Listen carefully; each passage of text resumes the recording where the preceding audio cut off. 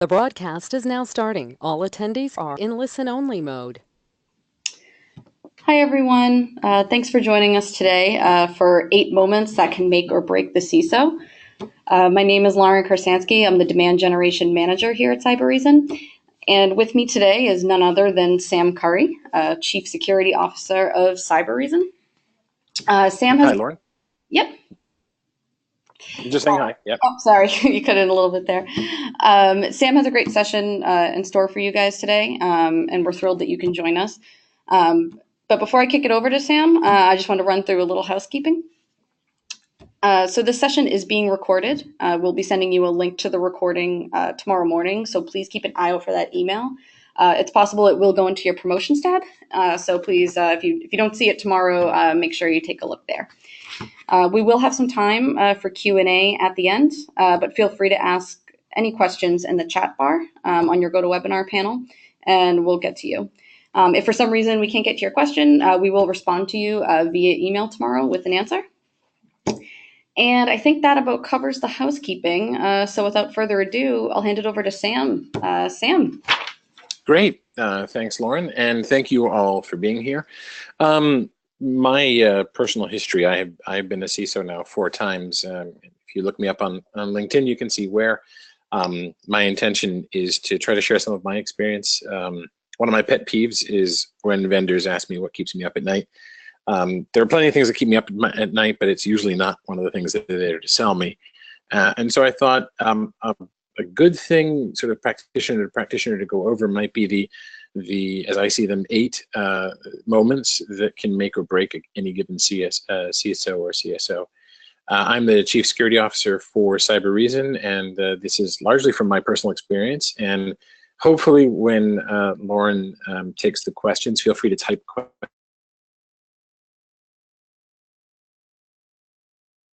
But everything will get answered.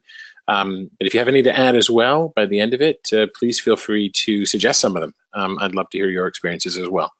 So again, my name is Sam Curry, and I'm Chief Security Officer for CyberReason. So perhaps the #1 problem that I still see, and I've spoken a few times on this publicly, for Chief Security Officers, that leads to a short tenure in many positions and real grief, is the lack of alignment between CISOs and the business. If you go back 15 years, this was the main problem of the CIO, that they were seen as attacks on the business or hobbyists. And I think the CIO has overcome that. I think most companies now are digital companies, even very, very small companies and things that you wouldn't think rely on the connected world, certainly in Western economies, but now globally as well. But the CISO is still suffering from this lack of alignment. And these are the 6 things I usually tell folks.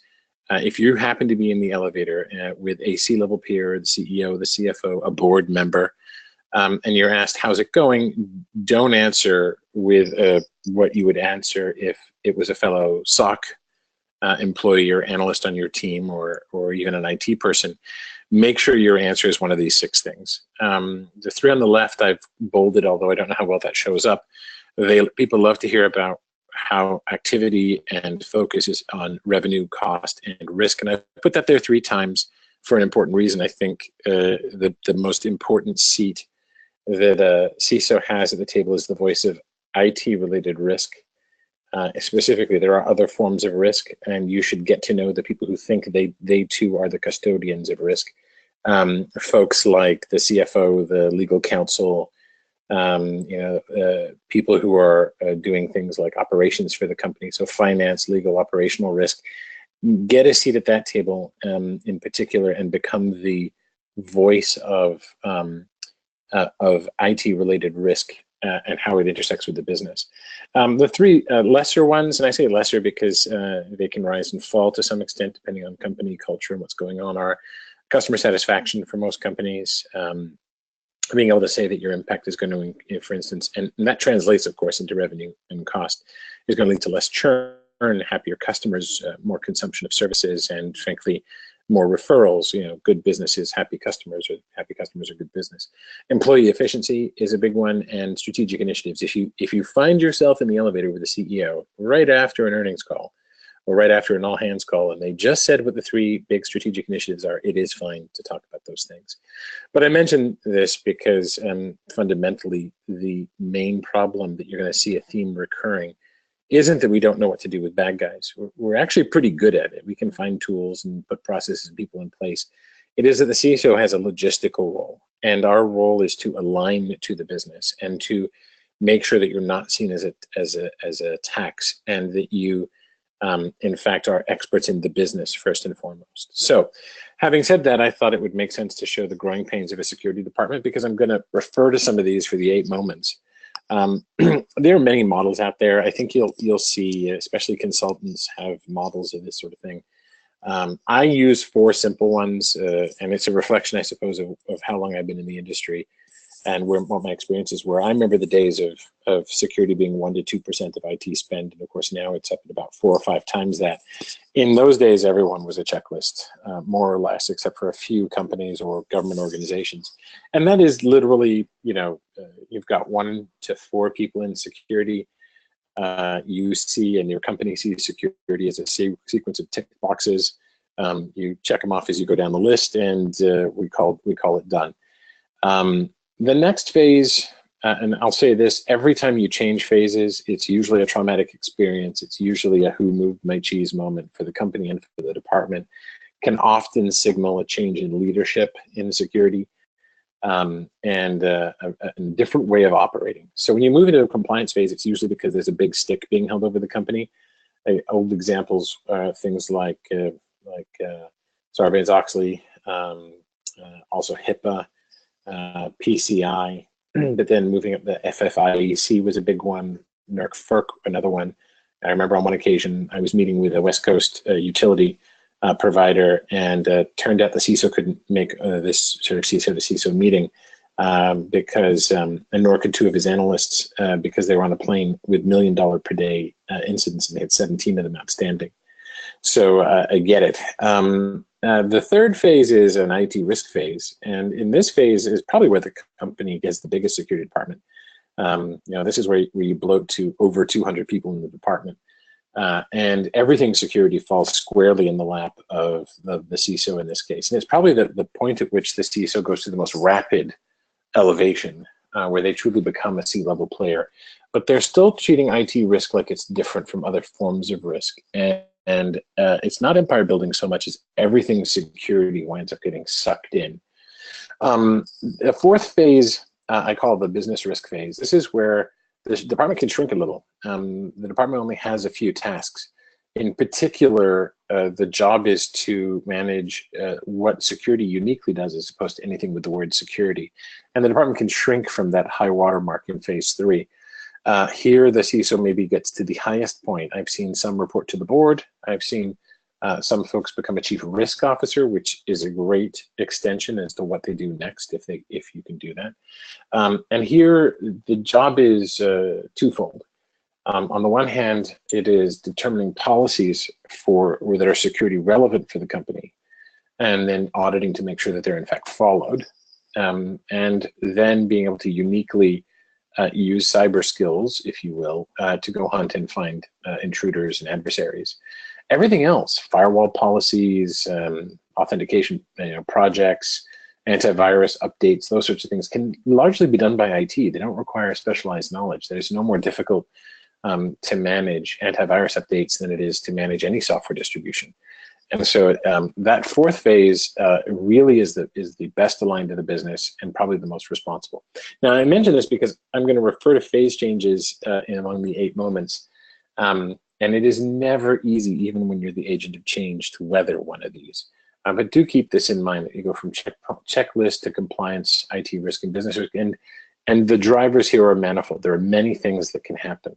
For instance, going from compliance to an IT risk phase often is because you or someone in your industry was breached. Going from checklist to compliance is because you have a lot of pressure from a regulation coming along. And worst case, you could stay there. Remember, regulations themselves have a life cycle.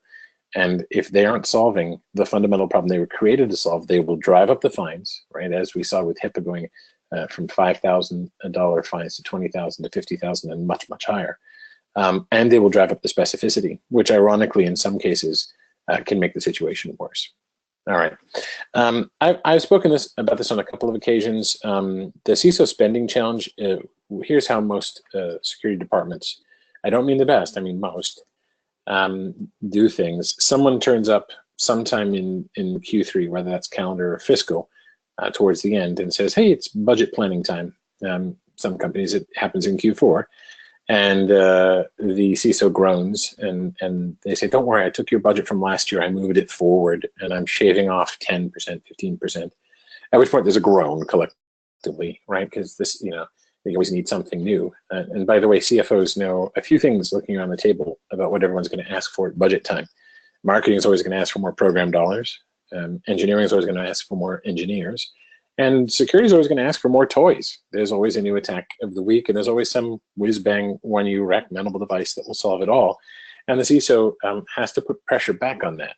And so I'm not a marine biologist, but something like a coral reef, where most of the vibrant living ecosystem is on the edges, it's not dead inside, but it's not as interesting, is only the exterior. The vast majority of the stack that security has is not as valuable for actually stopping active attacks, what I would call cyber value. And so there's very little that's at the pinnacle of stopping the most recent attacks. And I would say that the goal, in fact, of the CISO is to flip the pyramid. Now, I will never throw out stuff at the bottom of the pyramid. My firewalls, my antivirus, my IDS and IPS and such, I need them, but do I have to pay a premium for them? Probably not. What I am looking to do is to stay abreast of attackers who are constantly adapting, and for that I need some new kits. Some will be good and some won't. I need to place some bets. And so the real question is, how do I make it so the dialogue is different when when that person from the CFO's office turns up? And the answer, frankly, is that I need to have done my homework before that. I need to have established myself as a voice of risk. I need to be able to have a plan that says, hey, Mr. and Mrs. A finance person, I'm not going to completely invert this pyramid, but that is my mission. What I want to do is I will make savings at the base of the pyramid, help me with purchasing and negotiations to reduce the spend on these, not eliminate, just reduce, put pricing pressure. And that's natural. If something is a commodity in any industry, from software to furniture, it should suffer price depreciation year over year. If you're paying the same amount for this stuff year over year and it's not stopping bad guys, then guess what? It's a commodity. You may need it, but you shouldn't be paying top dollar. And then you negotiate and you say, and I want to free up, let's say 30% of the base of the pyramid, make it more like a rectangle from the previous to not quite an inverted pyramid, and say, in exchange for that, I'll give you some in savings, and I'm going to buy some stuff at the top of the pyramid. And you say, I'm managing to a number, and I'm responsible for something. And that is a much more mature dialogue than just hoping that you can go head on into the wall that is finance and get more money out of them. And I think this is important to keep in mind because it plays to that risk story again. We are maturing as an organization. We want to get to the business risk phase, and we want to be seen as the risk storytellers within a company and as a predictable function. Too often, as we come up through the ranks in security, it's hard for us to learn first management skills and then to learn business skills. And we also tend to bring some baggage with us about things being good or bad, secure or insecure. Very often it's shades of gray as opposed to black and white. And I think it's very important to bring that to the fore and to start having a dialogue about risk and about risk reduction, not in terms of absolutes, but what are mitigating controls and how do you invest your resources? That's the challenge for a CISO. So without further ado, these are the 8 moments at the heart of this webinar. The 8 events or moments that make or break a CISO's career, and I'm going to run through this. Some of these are biggies, like breaches, right, and mergers and acquisitions. Some of these are relatively straightforward, and they may seem deceptively simple, but if you're not managing your own time correctly or your department's times, there is risk here, and the potential for reward exists. For instance, some big projects get a lot of visibility, and some tech replacements are opportunities for you to sit in new parts of the organization and to have exposure and to establish yourself as that voice of risk as a business person. Don't let these moments go. So let's dive into these. With all of them, I have striven to do a little guide in the top right. I'm trying to show purely Sam's take on things and what I perceive to be the risk of each of these moments, as well as the potential reward. So in this case, change of management. So what's happened? You might be the new CISO. You may have had a shift of the organization among those maturity levels, or you may be the interim CISO. Or maybe there is a change of management. Maybe you work for the CISO and aspire to be one, or you're the interim. Some of the complications that occur here are baggage. I sometimes talk about management relationships, and they likewise go through a number of phases. But when you get a new manager, or you are a new manager, people like to think that they are inherently a good manager or a good employee, and this is a bad thing. You're only a good employee and you're only a good manager when you're able to get to a mature relationship, manager and employee relationship, where you understand one another quite intuitively. You actually don't require as much communication because you've learned about each other. And on the next slide, I'm actually going to give you a formula for that. It is a mistake to jump to too mature. So usually a relationship will start with a phase where there's micromanagement. And it's a horrible word, but this is how you get to know each other. This is how you get to know how you make decisions at a routine grassroots level, and can then trust that, hey, you're in sync. You do things the same way, or you don't, and it's a known quantity. And then you gain autonomy. You gain task autonomy and project autonomy, eventually close to full autonomy. When you're at the most mature stage, you're able to work in sync without seeing each other, and you can go all over the world, and this is a wonderful thing. If you have just lost a manager or an employee with whom you had one of those, the temptation will be with the next person to accelerate it. We feel frustrated when we have to back up, and we take it as a sign that something wrong with us, but there isn't. Every time you get a new manager or you become one, you must begin with that micromanagement phase. You can go through them quickly, but don't mature too quickly. Just as we have corporate maturity, we also have management maturity. Warning, cheese is moving. If you guys have read Who Moved My Cheese, if you haven't, I recommend it. It's a very short book. But this is a moment where things are changing and people will feel a little bit uncomfortable. And trust is crucial. Wrestling with yourself is a big deal. But when your cheese is being moved, you're not just worried about the discipline of what you do. You're also worried about the rightness of what you're doing, about the human dimension, about the peer recognition. You're worried about an awful lot of things. Now, why is this risk or an opportunity? Well, you could wind up being your own worst enemy. I advised someone once who was the interim CISO at a company, and this person's boss had said that they weren't sure if he had the right executive gravitas, and he didn't know how to take that. And so I said, okay, what are you going to do? How are you going to approach this? And he said, I've got a plan. It's a great plan. I said, present it to me. So he did. And I said, hey, you know what is a great plan? But this question is not your competence. The question is about whether you have executive gravitas and whether you can sit at a table and build trust with people that you need to work with and really trust one another. And I said, so what I'm going to advise you do is don't present your plan. Instead, turn up, have a dialogue. You should figure out what they care about, go away, fix your plan, then come present it. But you're not doing yourself any favors if you turn up with all the answers trying to prove how smart you are, right? Which is what we do a lot in security. And he said, okay, that's good advice. And 2 weeks later, I met him and said, so how did it go?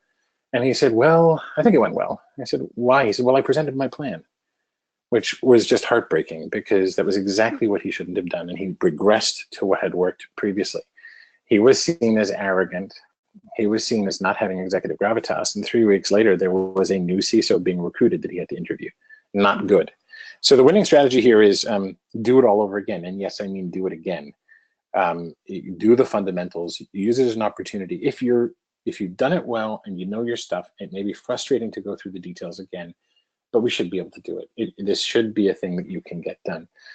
Also, find the techie or the operations person to convince with the details that you're doing things right. And then instead of just doing that, become the storyteller. Jim Routh said this quite well, a CISO in the pharmaceutical industry. He said, if you're talking to the board for the first time, and I'll mention this again later, he said, go and do a great set of KPIs and a great plan, and then go find the most technical person on the board, take them out for coffee and present it. Then come back put it in an appendix, have one slide and tell a story. And when they all want to know if the details will support it, they're all going to swivel to look at that person that you took for coffee, because that's who they all know is the person who gets the details. And if they nod, then you've won, and you've actually achieved what you want, which is to be a business person. And make it intimate. And to that point, I'm going to show you this equation. And my thanks to Brad Spencer. You can look up his website here. If you can't read the font, it's www.ssca.com. He does a lot of leadership and personality training. He says that trust is proportional to a few factors. The first is credibility, and the second is risk. And not risk, sorry, is reliability. And by the way, when you hear that when someone says I don't trust someone, these are the two they always blame. I don't trust him or her because they're not credible. I don't trust him or her because they don't do what they're going to say they're going to do. Really, though, I'm going to say that, well, let's assume most people are credible and reliable. They will demonstrate otherwise if they're not. The next two factors are almost more important in many ways. The third one is intimacy, and I mentioned it before. Get to know someone, right? Break bread with them. It's hard. Sometimes it feels like schmoozing and a little artful, but this is important. You have to like working together, at which point trust flows. It's not the only thing. The other factors have to be there, but work on this. We as an industry are poor at it. Jim Rath also said once, if the only conversation is happening between the CIO and the CISO, that department is doomed to failure. And he's right. There should be conversations happening with other departments as well. And self-interest. That if self-interest goes up, then trust goes down, meaning you have to have the same goals. You have to have clarity about what you're trying to do, and you have to know that you're trying to achieve the same thing. So if you take a screenshot, take it of this one, and I use this when dealing with my peers. I often think, who have I not had enough intimacy? Who am I not aligned with? And very importantly, have I demonstrated that I'm not credible or reliable at some point? Because that will give me a formula to fix things. The second one is a breach. Surprise, surprise, this one is very, very risky, and I'm putting the reward is very low. Now, it's happened, right? This is the moment we all hate. I'm going to emphasize information breach versus infrastructure breach. There's a difference between the two. Infrastructure breaches are largely inevitable and routine. People get into the environment. Information breaches are material. They steal something, they impact something, they change something. And there's time between the two. But let me say that this is your game to win, that you should own this game, that you should have been preparing for this. This is like an army that can't handle the outbreak of war. And hopefully you diffuse it with as little loss of life as possible. In the war analogy, the same is true with us, that you want to diffuse it with as little damage to the business and to your credibility as an organization as possible. Complications here that I want to emphasize is that you could have multiple attacks concurrently. In one incident that was quite public, if you look at my resume, you'll figure out where it was. We were in fact attacked by 2 attackers at the same time, not one. We in fact had 3 DDoS attacks happen during the course of one of these attacks. So multiple attacks can happen. And fog of war. Facts are needed. And I can remember several times when I've applied Occam's razor and taken decisions as a result that things didn't work out the way I thought, where I thought we'd had a breach and we didn't. And so we took actions as a result that had very big impact. But you have to be aware of the fog of war, and you have to be aware that the facts are not always available and take time to get. And I'm going to say this once, essentially. There'll come a point in your career when you're in a breach situation, and I hope it doesn't happen, where you have to demonstrate to the public that you're doing the right thing and you have to take the right actions. The general public does not realize that facts are not written on a screen somewhere for you to look up, that it takes time. And this is evident in many, many ways. And you're going to have to make a decision absent enough facts. So think ahead of time about how you're going to do it. And I'm going to say this, if you're a CISO for a company, you can be, honestly, you can be a hero or you can be a villain, but you cannot be a victim. Nobody in the public has ever said, oh, poor fill in the brand company were hacked. They're always looking to say, well, did you do the right thing? And if you didn't do the right thing, the assumption is you did the wrong thing. And so be aware of this, that it's very black and white in public perception, unlike the reality, which is it's hard to find out the truth sometimes and to find the facts. So focus on that and be prepared to make decisions where you have imperfect information. Decision-making itself, you need to know how decisions are made. I highly recommend a book called The Re-Engineering Alternative, by the way, to look at how corporate cultures make decisions. Think about this ahead of time. If you can, do some tabletop exercises. Life intrusions. I remember one woman in an incident who, absolutely fantastic analyst, went into labor after an incident had begun. Again, your organization handled that. She clearly had other priorities at that point. And you may be surprised that others don't think this is your moment. What I mean by that is we imagine the breach, we imagine ourselves at the helm of the ship. But don't be surprised if the legal counsel, members of the board, the CEO, the COO, and any number of other executives actually take the helm and you take a supporting role, and get the understanding of that ahead of time. Be prepared for it. The risks, of course, you want to always do the right thing. Make sure that you take the time to say what your values and foundations are in any of these meetings. It's very important to do that. The perception of company, department, and self in this equation could be huge. And they are three separate things. They should be in alignment, but they are three. For instance, the company must do the right thing. The department has to be seen to be driving it or supporting it, and you yourself have to be seen to be driving it or supporting it. Focus on shareholder value. You don't want to erode that. And your career is at stake as well. Look, the winning strategy is fairly simple here. Prepare in peacetime, rehearse and train and train and train. Be prepared with your contingencies, or in case of emergency, break glass, and call in favors. Don't be shy, right? If you have resources that can help. For instance, at Cyber Reason, I have a department of SOC folks, and this is the only thing I'll say about the company. If you're in a breach and you know me, give me a call. I'll try to help. Forget commercials in those moments, commercial interest. This is about helping one another. Call in the favors. Next, relatively low risk, but actually quite a bit of reward. So I thought this was interesting. Audits and new findings. So this is sometimes routine findings, sometimes it's dirty laundry. You've done an audit, you're examining your environment, you find something.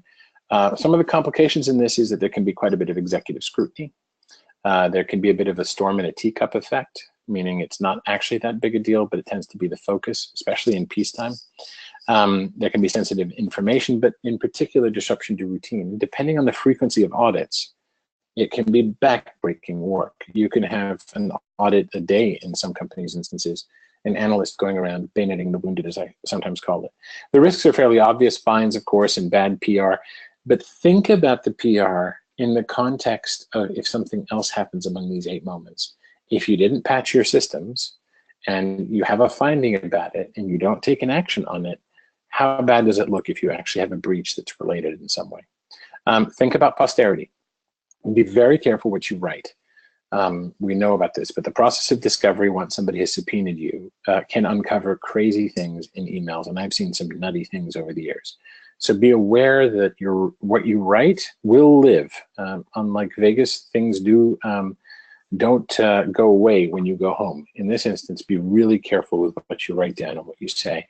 And don't try to know everything. Look, I say this all the time, even though I play one on TV sometimes. I'm not a lawyer.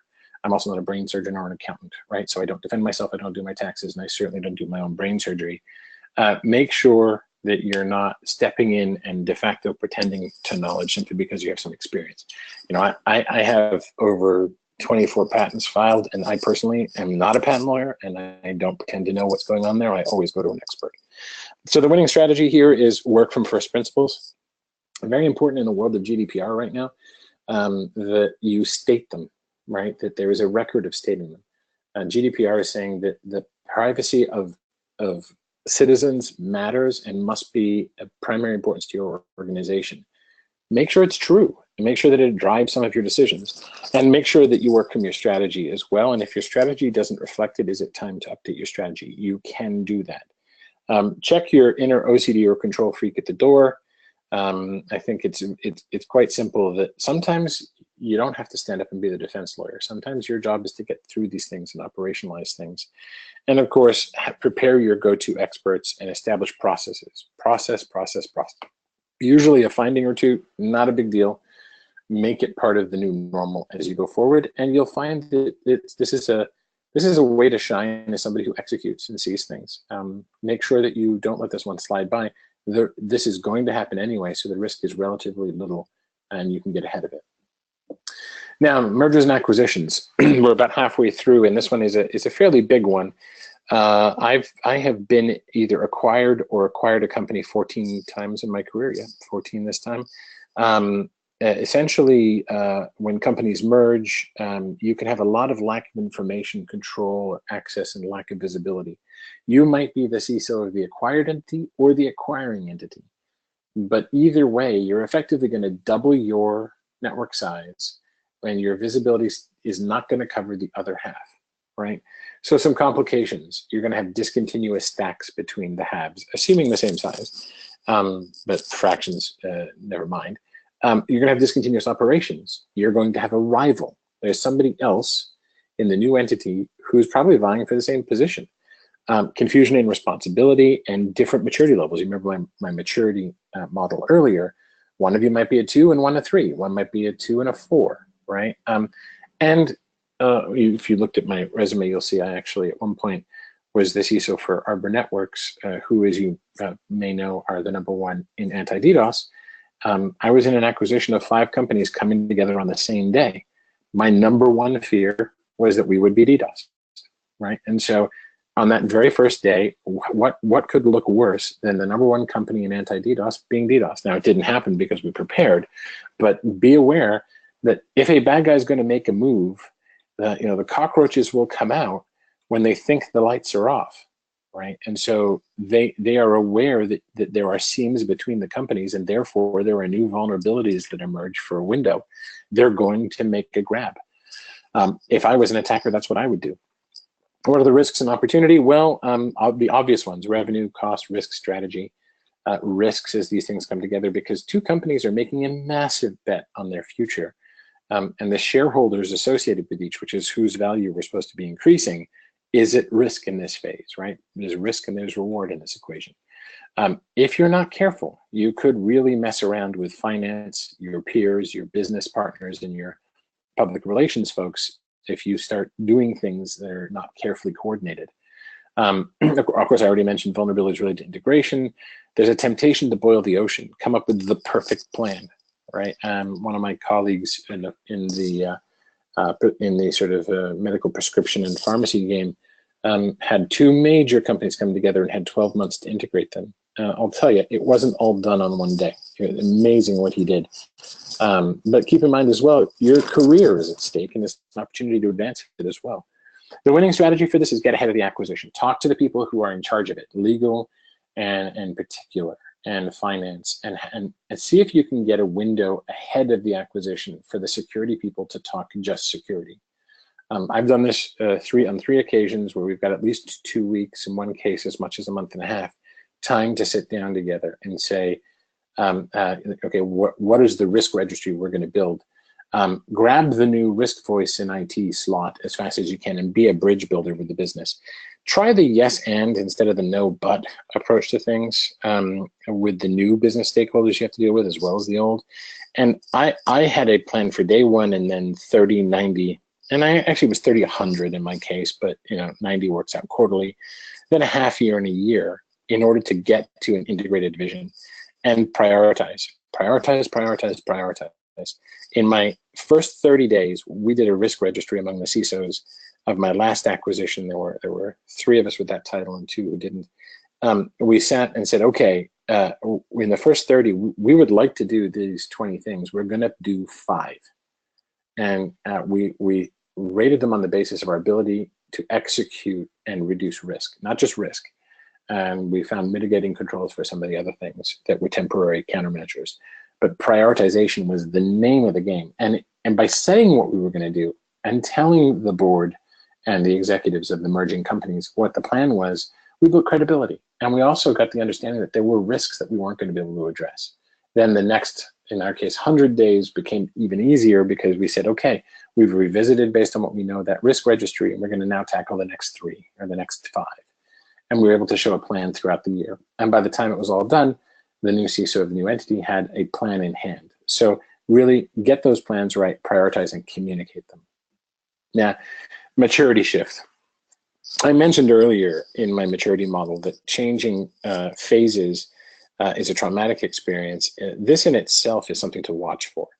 As you exit a checklist phase to go into compliance, or compliance into IT risk, and to a lesser extent IT to business risk, keep in mind these things are triggered by traumatic experiences, and forced maturity means that your cheese is not just being moved, but is missing. Usually it signals that when you're forced to shift, as opposed to being the agent of the change, it signals that the board or the C-level don't trust you as the leader anymore.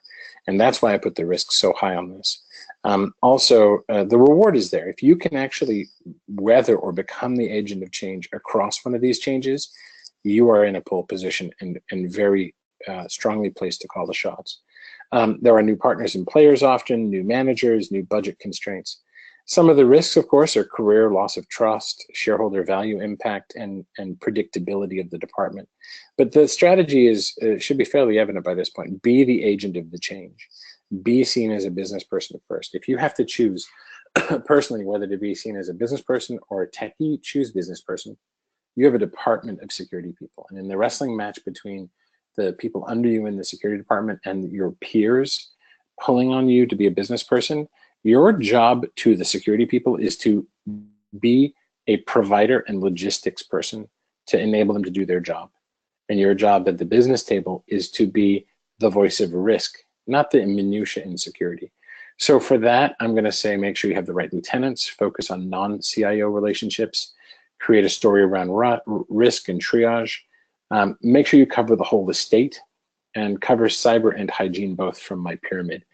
Don't turn up with the answers, demonstrate process. I heard a great anecdote the other day, and I'm sorry, I don't know who said it. It was if you had to hire it might have been Simon Sinek. If you have to hire two people, hire one person rather, and two people turn up, I think the question that was asked was, what's the height of the building we're in? And the first person says, oh, it's 351 meters. I read this the other day. And the second one says, give me a minute, runs outside, checks the time, measures the shadow on the ground, comes up and says, it's about 350 meters, plus or minus 5 or 10. The temptation will be to hire the first person who knew the answer. Much more interesting is to hire the second person who understood a process. So demonstrate process, not perfection in knowledge, but an approach that can be trusted and relied on. And avoid FUD at all costs. Make sure that you're not falling back on fear, uncertainty, and doubt, because that will wear off and leave a bad taste, and it will frankly burn credibility. Large-scale projects, these are, so congratulations, you've got your massive IAM project. Maybe you've got a new perimeter project or a new SIM project. Something, hopefully EDR in there somewhere.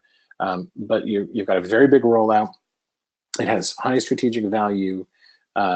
You have maybe got a new compliance program, GRC, a SOAR product, whatever it may be. But you're moving big funds. This is a big investment, and really understand the extent to which that's true. Moving people around, and generally speaking, moving about 5 or 6 people to do something is $1 million investment. So if you're doing a truly big project, I did a data migration once with 90 people in it. It was murderous. That is a multi-million-dollar investment, and it's a disruption to the routine. So, obviously the risks and the opportunity here are to demonstrate or you have or don't have operational excellence, employee efficiency risk, customer satisfaction, and alignment with the business. But the winning strategy, I think, is to use lieutenants. Find the experts. I had a boss of mine, he once told me, Sam, you have to be an agent for change.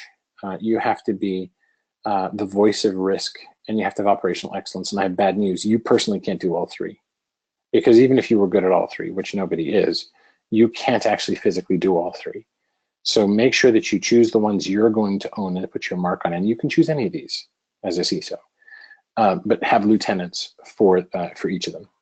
Have allies with the right expertise. In particular, I like great finance people are awesome. Program management people who understand how to move the ball down the field predictably, and IT people, but others as well. Have a business plan and use it. Now, what that means is go find that finance ally if it's not you, or operational person, and show the business value of what you're going to do, and then show how you track to it, and actually track to it, and take actions to stay on it.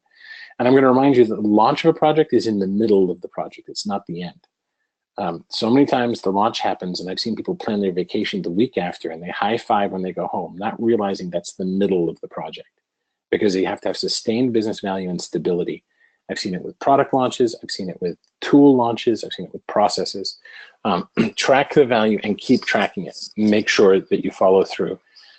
The risk is actually quite high on this, but I think it's something you can control. It's not going to hit you in a weekend and you're going to mess it up. You have the chance to get ahead of it. And the reward is huge because remember what I said, alignment to the business matters. You have to show that you're a business person. These projects have scrutiny and they're usually approved because they're business valuable. Now go demonstrate it. And I think that's the key.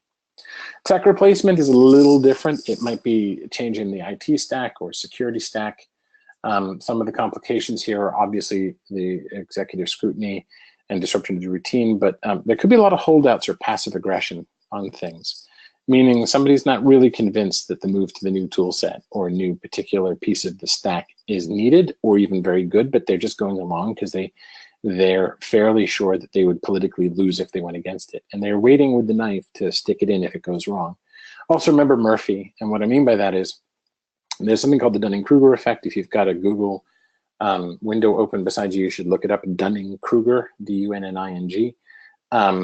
This is that until we actually know how to do something, until we've really used something extensively, we don't know what we don't know. There's much more to the Dunning-Kruger effect than that, but keep in mind that only as you engage will you figure out where the peculiarities are and you'll get that buyer's remorse for something. I think the risks are fairly obvious here, but honestly, the risk is quite high with tech replacement strategy, as opposed to a large project, which could be deploying something new, because you're taking away something that has been part of a business operations and you're replacing it with something else, and things may break. So again, have a business plan and use it and update it if it changes. Have contingencies for when things go wrong. Can you back up? Use those lieutenants and have allies with the expertise. Again, track the value and emphasize operations, operations, operations. And the final one is management briefing. It is a great thing to be summoned to meet the emperor. It's also a dangerous thing.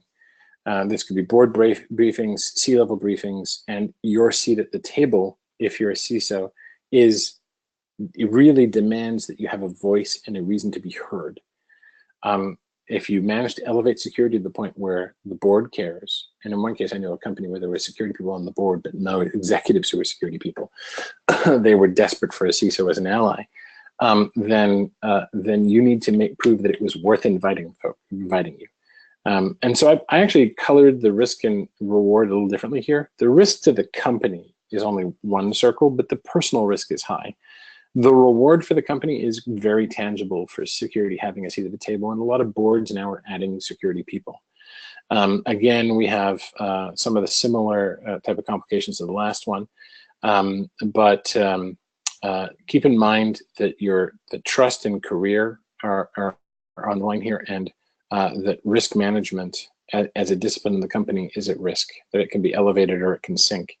Get this one right. This is your role that only you can do. Rehearse it, get a personal board. This is a great one. I have 4 or 5 people, 5 now actually, that I personally use for career guidance and as coaches. And I call them when I have questions. One is a former executive on the sales side, another one's a former VC, an entrepreneur. I call them up when I run into issues and I ask them for advice. Why not? If it works for companies, have an advisory board of your own and socialize things ahead of time. You should not be doing the big unveil of what your story is at the meeting. Everybody should know what it is you're going to present before you do. And if it sounds boring, then you may not be right for this, but then you have homework to do. You want it to go as smoothly as you can with you telling a narrative in as casual and as relaxed a way as you can and having people understand what's happened and nod with you. And you want to nail the time for your presentation. You don't want to be over and you don't want to be under. And you want to be asked back to do it again. So go socialize it. Make sure people know what you're going to say.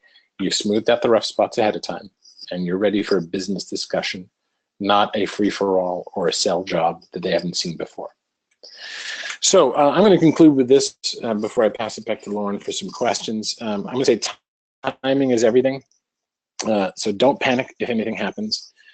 You didn't come this far only to come this far, right? So if you're in your CISO career and you've got things running, you've got your architects doing architect things, you've got your big projects being lined up, if you've got your IR department shining and you've got visibility of the estate, now be ready for these 8 things. Be ready for the mergers. Be ready for the breaches. Be ready. Do use the peacetime.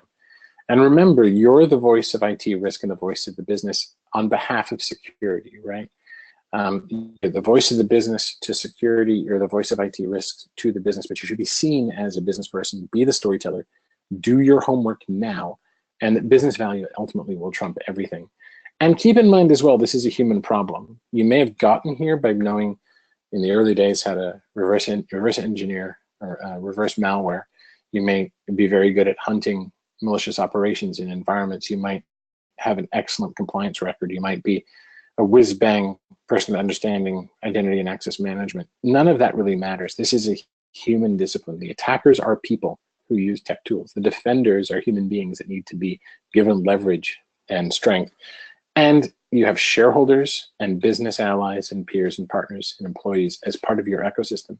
Your job is to deal with the human side of things here. And then I think if you've done that and you're thinking about these 8 moments, you're up for a very good career. And if you aren't, you are unfortunately probably going to be surprised. But you can own this. And Lauren, with that, I'm just going to leave the thank you slide up and we can go for some questions.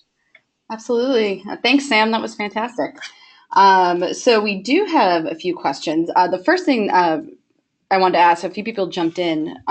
They asked if you could repeat the title of the book you mentioned. I think I missed it too. Oh, The Re-Engineering Alternative. In fact, it's a good book. It's not very long, but if you just type in that into a browser, you'll find some great blogs on the subject of corporate cultures. You know, where does authority come from? Mm-hmm. And it's 4 C's, they alliterate. Go take a look at that Re-Engineering Alternative. You can find it on Amazon.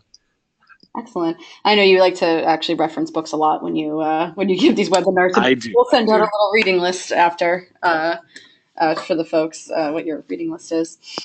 All right. So yeah, a few questions here. So first one I have is what's the biggest mistake you've seen a CISO make in any of these examples, and how can you avoid it?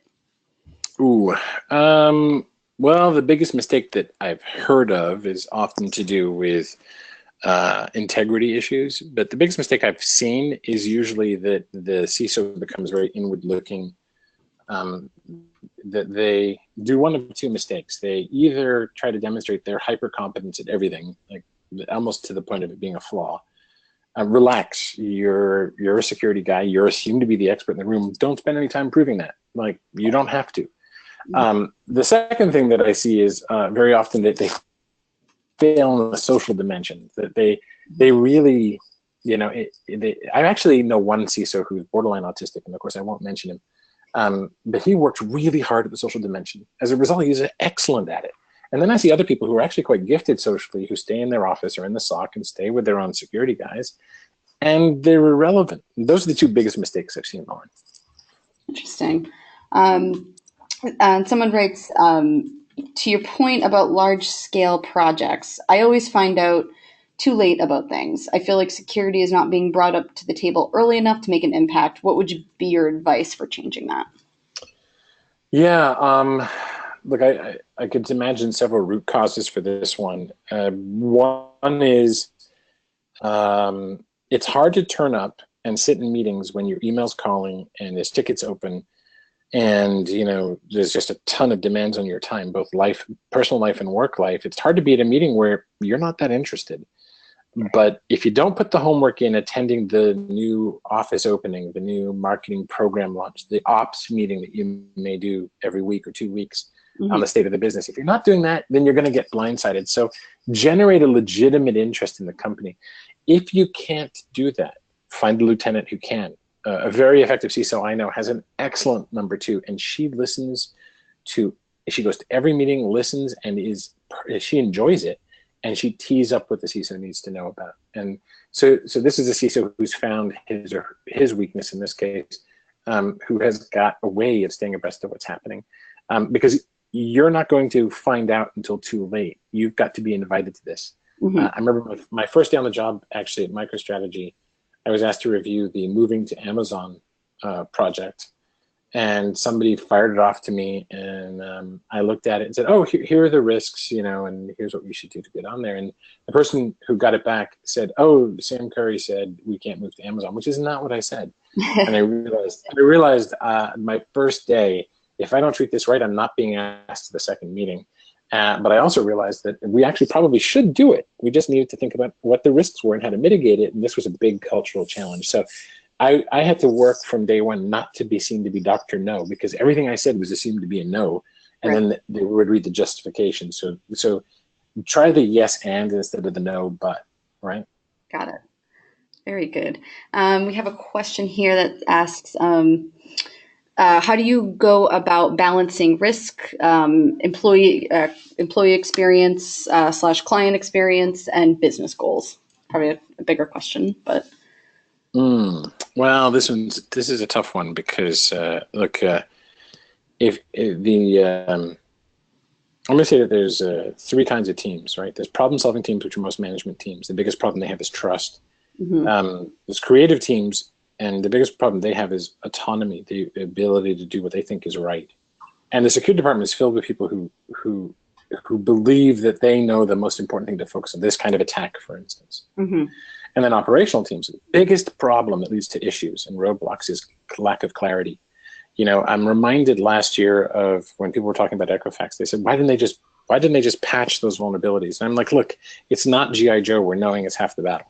right. You know, at the end of the day, there's a clear reason why vulnerabilities in most companies are not patched and nobody talks about it. It's because they haven't aligned on what the goals are. The CIO is thinking, the more patches that I roll out, the less uptime I'm going to have, the more tickets are going to be open, the longer they're going to be open. And that's bad for the business value. So the best thing you could do is be the voice of risk, but make some concessions and make sure that you all have the eyes on the same goal. So you're having discussions when new things get put in about what the triage is. And there's a one-to-end list you're going to come up with. It has to be based on common goals, or else people are going to passive aggressive it. Somebody will strong arm a solution, and you're going to wind up in one of those bad situations. I hope that helps. Yep. No, that's great.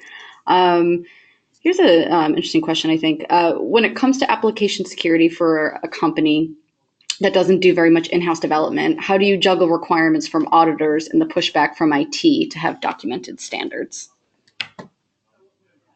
So application security that doesn't do much in-house development. Yes. And then they're getting findings about weaknesses. And the question is then how to go about affecting those changes. Is that it? Yeah. So how do you juggle the requirements from auditors and then the pushback that to have documented standards? Ooh, okay, so there's a few, that I think requires some unpeeling. There's a few problems here. One is having documented standards, period, is an issue, right? And then there's the drift. So if I'm inferring in the question, there's somebody who's responsible for an intercompany negotiation of priorities for development. Somebody else is doing your dev work. And so somebody on perhaps your side is the product manager, and on the other side is the R&D. In that case, you're going to have to make sure that you're really tight with the product management team and their priorities, and that you're really realizing that it's rarely binary, but that there's some things you're going to have to do and some things you can't do. You're going to have to expose them to the pain you're getting from the auditors, right? That they feel it. Squeaky wheels get grease. Yep. And that you are negotiating. And if you can, attend the stand-ups, provide some value to them, right? So they probably have some kind of stand-up if they're agile. If not, they have a regular meeting, even in waterfall, with the external developers. Make sure that the product owner in the other organization, the person who runs the engineering team, is aware of your concerns. Now, they're secondary, but they're aware, because what happens is when you're building something, some things take longer, some things take less time, but they will be thinking about how to solve the problem. Don't go around the PM, right? Don't go around the product manager. Now, make sure that the product manager feels your pain and really align, like I said earlier, align your operational goals, get clarity on them together. Because if you're feeling pain and you don't have an ability to affect the change and you can't reach across that divide, then try and understand why. Is it the PM doesn't care? Is it the contract with the external developer is a problem? But attend, show up and participate, provide value, and make them feel your pain is my advice. Nice, very good.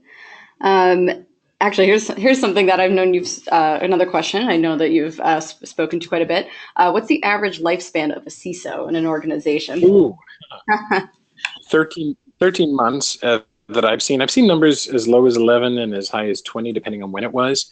I actually gave a presentation on it at my 13th month at Cybereason called How to Survive Longer Than 13 Months. Right. And I did, so that's a testament. But I'm going to say that it's 13 months plus or minus a couple, and it won't get better until we actually solve this alignment problem. And, a couple of words of advice around the subject. Number one, we tend to tell a narrative about our past, why we succeeded or failed, and it's not really validated when we change companies. So just be careful that you don't believe your own BS, that you truly validate why you succeed or fail and what you know what you're going to do in the new job. And two, nobody actually stays there 13 months. My experience is most of us are somewhere for 4 or 5 years, and then we get a couple of really short gigs of 6 to 12 months. And then we go back and get the next one for 4 or 5, but the average is 13. Right. Nice. Actually, here's a pretty interesting question. In your view, what parallel tech trends, so like SaaS, IoT, are exponentially raising the risks on CISOs and thus causing a far more proactive CISO posture?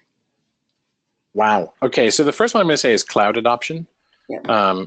I would say that the way that we get integrity in our systems and in individual, workloads and in systems thinking is splitting into two different ones. Where before everything was sort of converging in network and in endpoint, we're now seeing both of these endpoint and network split. And so you're getting discontinuities in process and stack. The one we're all holding our breath for is IoT. And that's a volume, right? That's the hordes are coming type of situation. But I think perhaps the scariest for me is that we in general are developing more with shorter life cycles, and we still haven't baked security in well. I think the absence of security and a hardware root of trust and being able to chain from that, I don't think we've done enough to develop the state of the art of security and to make things generally harder to break from day one. Look at the Meltdown and Spectre vulnerabilities, but even more important, go back to Rowhammer. The Rowhammer attacks were really successful against the folks that did all of the security in memory and not tied it to actual hardware. And believe it or not, there are some pretty good standards in technology down to the hardware. And so when IoT comes, yes, we'll get volume, but nobody's going to be leveraging, for instance, the trust zone and some of the T stuff, even though it's there. And that's because not enough people have done that essential bridging of making it usable by run-of-the-mill average citizen type developers. So I think, yeah, we can point to, I don't think SaaS itself is that, because it's more about how we consume it, but I think cloud infrastructure and hybrid infrastructures are one, and a coming IoT, but it's a lot like Metcalfe's law, the number of attacks and the vulnerability surfaces proliferating. The last one I'd point out is the general erosion of privacy and the ease of which we can obtain information about people. The cost of information about anyone is dropping.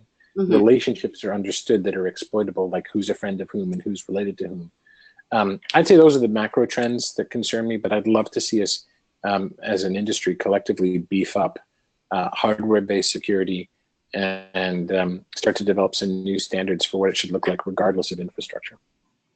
Nice.